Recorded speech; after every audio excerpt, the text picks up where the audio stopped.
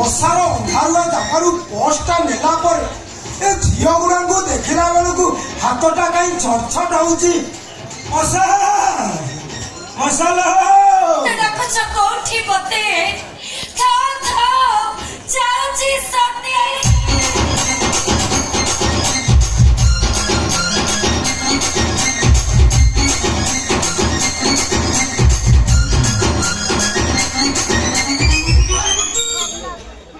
ତମେ କୁଆଡେ ଆସିଛ? ମାଗିବାକୁ ଆସିଥିଲି। ସେଦିନ ଯୋଉ ଅସଦାଚରଣ କରିଥିଲି ସେ କଣ ବା? ସେଥିପାଇଁ କ୍ଷମା ପ୍ରାର୍ଥନା ମାଗୁଅଛି। ଏଇଠି ଅନେଇଲ, ତମେ କାହିଁକି ମତେ କ୍ଷମା ମାଗିବ? ନାଇଁ ନାଇଁ, ତମେ କାହିଁକି ମତେ କ୍ଷମା ମାଗିବ? ବରଂ ତମ ପ୍ରତି ସେଦିନ କରିଥିବା ଦୁର୍ବ୍ୟବହାର ପାଇଁ ମୁଁ ବହୁତ ଦୁଃଖିତ। ସତରେ ତମେ ଦୁଃଖିତ? ହଁ ପରା, ଜାଣିଛ ସେଦିନ ତମ ଅଣ୍ଟରଗ୍ରାଉଣ୍ଡ ଭିତରୁ ବଡି ପୃଷ୍ଠା କାଢି ସାରିଲା ପରେ ଇଏ ମତେ ବିଶ୍ୱାସ କର ବାଟରେ ଘାଟରେ ଯୋଉ ଅଣ୍ଟିଆ ଟୁକା ଦେଖୁଛି ଇଏ ହାତଟା ଖାଲି ଏମିତି ଛୋଟ ଛୋଟ ହଉଛି। ଏନି ଜନେ ସମଦଶା। ତମେ ଟୋକା ଦେଖିଲେ ଛଟ ଛଟ, ମୁଁ ଟୋକି ଦେଖିଲେ ଛଟ ଛଟ। এই যে মশা, ମୁଁ ଗୋଟେ ବାବାଙ୍କ ପାଖକୁ ଯାଇଥିଲି। ଭଗବାନ, ତମେ ବାବାଙ୍କ ପାଖକୁ ଯାଇଥିଲ? ଏଇଠି ଅନେଇଲ, ବାବା କଣ କହିଲେ? ବାବା କହିଲେ ଛୋଟ ଛୋଟ ବେମାରୀଟା ଭାରି ଭୟଙ୍କର, ତଥାପି ପ୍ରତିକାର ସ୍ୱରୂପ ବୁଝି ବାବା କଣ କହିଲେ? ବାବା ଉଦାହରଣ ଦେଇ କହିଲେ ଯଦି ଗୋଟେ ବିଷଧର ସାପ ମଣିଷକୁ କାମୁଡେ ତାହେଲେ କଣ ହବ?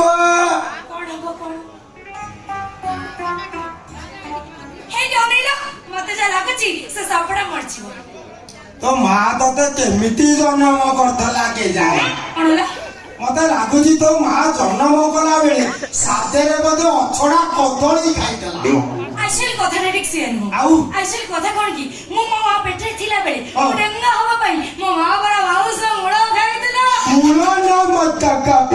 ଓହୋ, ଏମିତି ଗୋଟେ କଣ ହଉଛି କହିଲ ଦେଖିଆ। ଆଉ ଯଦି ସାପ ନ ମରିବ ସେ ଲୋକଟା ମରିଯିବ, ଏଥିରେ ବଡ କଥା କଣ? ସେଥିପାଇଁ ଗୁଣିଆ ମନ୍ତ୍ର କରି ସାପକୁ ଡକାଏ। ଏ ଭଗବାନ, ଆଲୁ ସାପକୁ ଡାକିଲେ ସାପ କଣ ଆସେ? ସାପ ଅନ୍ଧାର, ଆଲୁଅ, ଖାଲ, ଢିପ, ପାହାଡ, ପର୍ବତ କିଛି ମାନିବନି, ମାଡି ଆସିବ। ଏଠି ଅନେଇଲ, ମତେ ସେ ଲାଗୁଛି ଇଏ ସାପ ଅଟା ଭଡା କରିକି ଆସିଥିବ। ନା ନା, ସାପ 10 ଚକିଆ ହାଇୱାରେ ଆସିବ। ଏଠି ଅନେଇଲ, ଆମେ କଣ କରିବା ସେ କଥା? ସାପ ଆସିଲା ପରେ ଗୁଣିଆ ତା ମୁଣ୍ଡକୁ ଧରି ଯୋଉଠି ସାପ କାମୁଡୁଥିବ ଲଗେଇ ବିଷ ଶୋଷି ଦବ। ବାବା କହିଲେ ଏ ହାତ ଯୋଉଠି ବାଜିଲା ପରେ ଛଟ ଛଟ ହେଇଛି, ଯଦି ଆଉ ଥରେ ସେ ଜାଗାରେ ବାଜିବ ତାହେଲେ ଭଲ ହେଇଯିବ। ଏଇଠି ଅନେଇଲ, ମତେ ଯେ ଲାଗୁଛି ବାବାଙ୍କର ଏହା ପ୍ରତି ପ୍ରବଳ ଜ୍ଞାନ। ଆଗୁଆ ବାବା, ଏଇଟା ଗୋଟେ କାମ କର, ତମର ଡବଲ ଡୋର ଫ୍ରିଜ ଭିତରେ ରଖିଦିଅ। ଏଇଠି ଅନେଇଲ, ସେଦିନ 50 ଟଙ୍କା ପାଇଁ ଟାଣି ବଟାଣି ହଉଥିଲା, ଆଜି କଣ 400 ଦେଲଣି? ମୋ ପେଣ୍ଟ ଖୋଲି ଦେଇଥିଲ ଟି? ତମ ମତେ ସବୁ ଦେଇଦବ ନାହିଁ? ଆଉ ଏଇଠି ଅନେଇଲ, ସେ କଥା ଏବେ ଦେ ମାଲଟା ଦେ।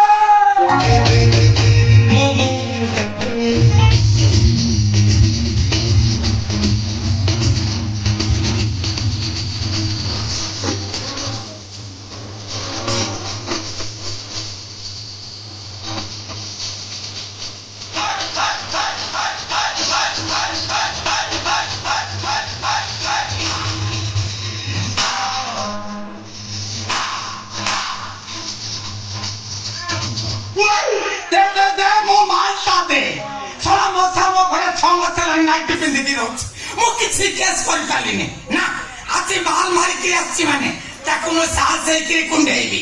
ଦେ ମୋ ମାଲଟା ଦେ।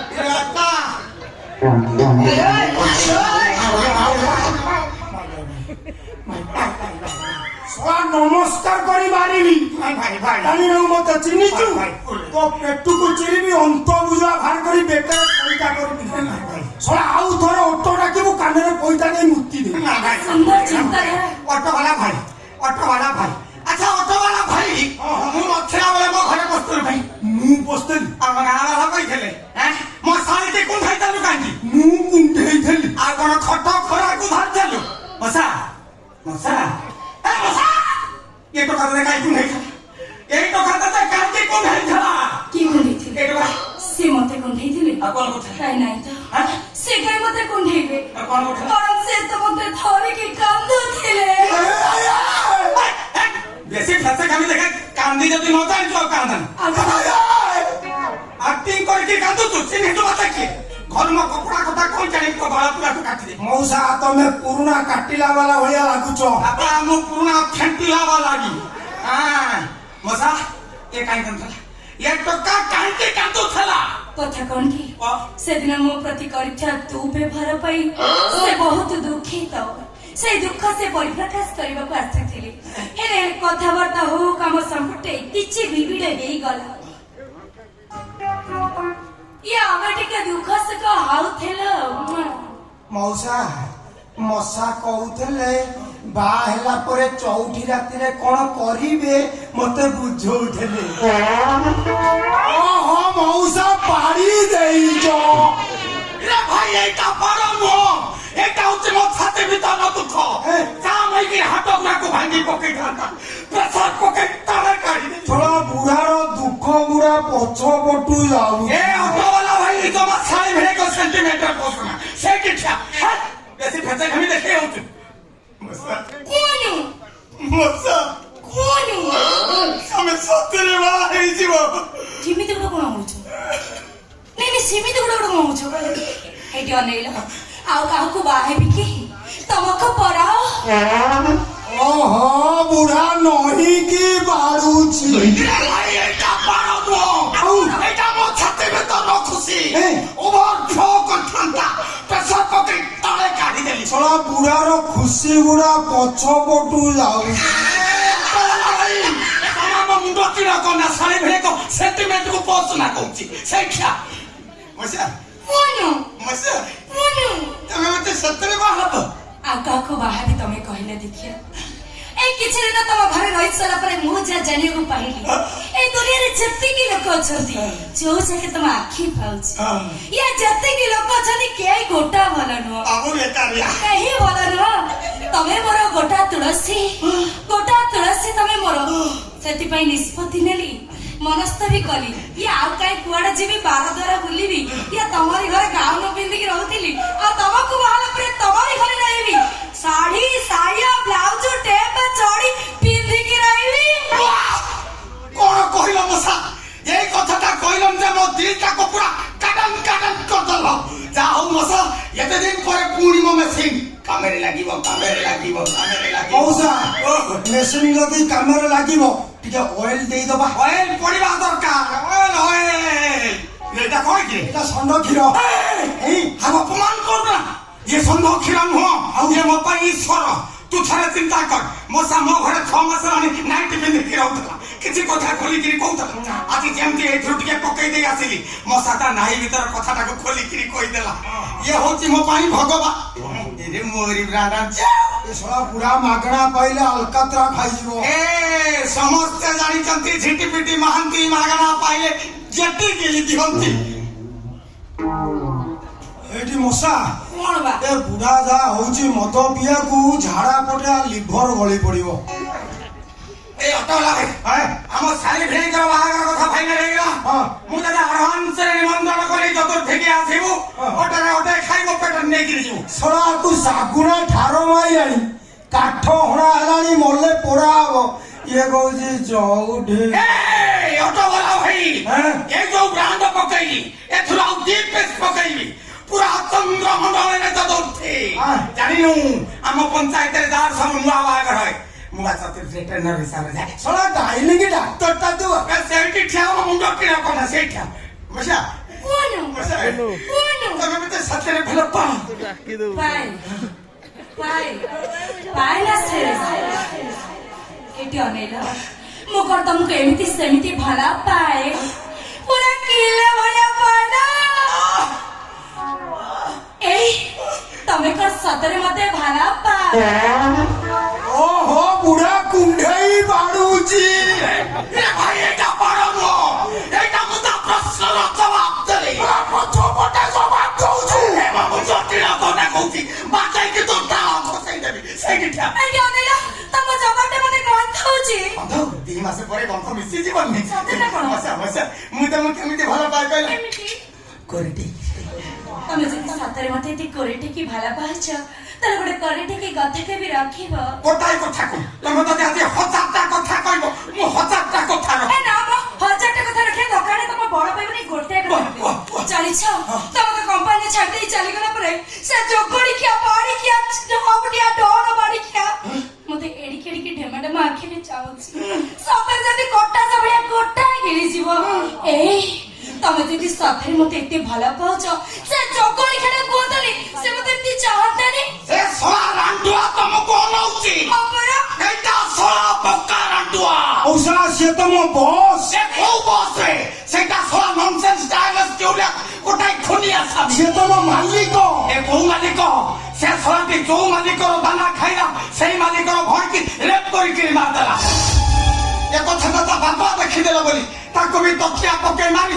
ହାର୍ଟ ଆଟାକର ରୂପ ଦେଇଦେଲା ଆଉ ଗୋଟେ ଅସର କଥା ଜାଣିଲ ମଶା ଆମ କମ୍ପାନୀ ଗୋଟେ ବଙ୍ଗାଳୀ କେସିଆ ରହୁଥିଲା ତାକୁ ବି ମାରି ଟ୍ରେନ୍ ଲାଇନରେ ପକେଇଥିଲା ଏଇ ଶଳା 6 ଫୁଟିଆ ଡର ଭଗବାନ ଅଟୋବାଲା ଭାଇ ତ ଭଗବାନଙ୍କୁ ସେଇଠି ଷ୍ଟାଣ୍ଡ କରା ଆମ ଶାଳୀରେ ଏକ ସେଣ୍ଟିମେଣ୍ଟ ହାତ ମାରିଛି ମାନେ ଛାଡ଼ିବିନି ସେ ଶଳାର ତଳି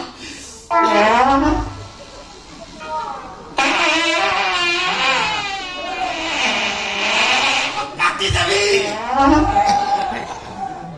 ଇ ଗନ୍ଧ ହେ ମଶା କଣ ବା ଏ ବୁଢା ଯେମିତି ପଡପଡ ପଡପଡ ବାଡୁଛି ମତେ ଲାଗୁଛି ପାଡୁ ପାଡୁ ଅଧ ଚାମଚ ଖଣ୍ଡେ ଚଢି ଭିତରେ ହକି ଦେଇଛି ହେଠି ଶୁଣିଲଟି ନାଇଁ ନାଇଁ ଶୁଣିଲଟି ଏ ଜୋଗଡିକିଆ ବଡ ଘର ଭଙ୍ଗା ବୁଢା କଣ ସବୁ କହିଦେଲା ଶୁଣିଲଟି ମୁଁ ତ ଖାଲି ଭଗବାନଙ୍କ ପାଖରେ ଏତିକି ପ୍ରାର୍ଥନା କରୁଛି ହେ ଠାକୁରେ ଏ ଜୋଗଡିକିଆ ଉପରେ ଯଦି ଆନ୍ଧ୍ରା ଟ୍ରକ ଚଢି ଯାଉ ଆର ମଝି ପାଟ ଯଦି ଚେପା ହେଇଯାଉ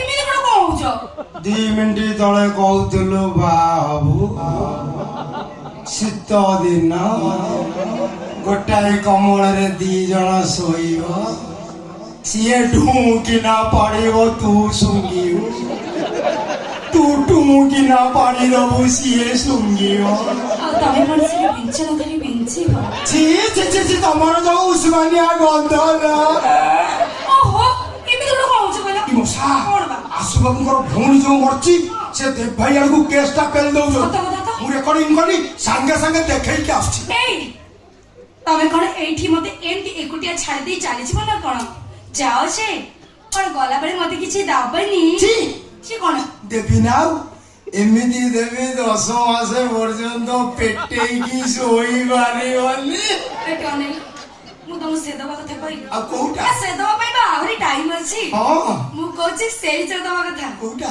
ଦେ ଦେ ଦେ ମୋ ମାଲଟା ଟିକେ ଦେ